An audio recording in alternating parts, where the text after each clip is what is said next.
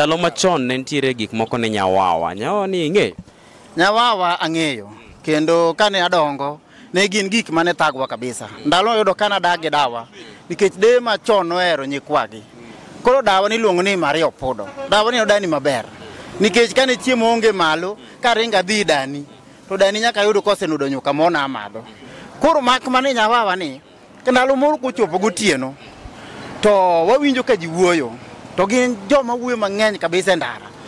To gichalo dhano, gin sauti mag dhano. To mak mani gima ne chijowa ne jogi ka wuoyo to koyo ng'ech kabisa.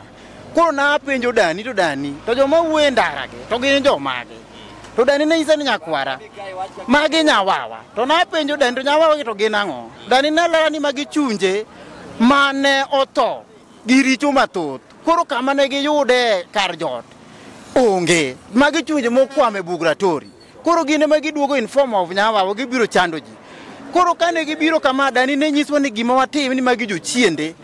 Koro jochiende gi ni golo gi rieko moro nitie kaka ne riembo gi. Dani ne manyo konywa nyiswa ni nyikwayo manyuru karete moti te. Manyien to weuru nikech odhi gogi magi kethre. Koro nwa manyo karete moti te ne wachako go gigi wagoyo kabisa. To goyo gigi ne ringo malal. Ma sauti manwa winjo ka ne dhi malal. Ma kata koyo gi ne dhi marum kabisa.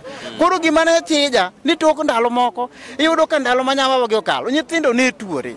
Koro na penjo en ang'a timore ni nyawawa gi kwakala kama gi magi jochiende. Koro jochiende gi yamo ka kuyo winjo gigori kuom gikelo koyo kuom ma ema miyo nyithindo nyaka tuore.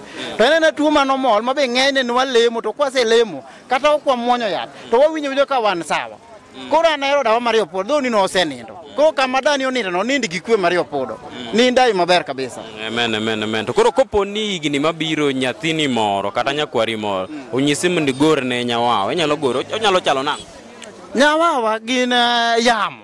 Koro ing'eni yamo en gima ok ne. Nikech nyawawa ok nene. Gina sauti emiwinjo gi koyo kang'ich kabisa. Koro nyawawa wanyalo goro go in form of dhano nikech gin sauti mar dhano wawinjo dhano. Nikech dhano ema wuoyo. But gima ng'eni nyawawa to gina yamo moko makalo maricho. To gin yamo mawuoyo gin chunje monokwamo. Ma koro biro manyo jok moko manyalo luwo kodgi bang'e. Nikech be ka ok mako Nyasaye motegno to nyawawa no kokalo jomoko dhi matho nyaka. Miere moko ne ji thoe. Koro mane kaka nyalo wacho. That was a very honest opinion from Homa Bay County member, and my name is George Otula.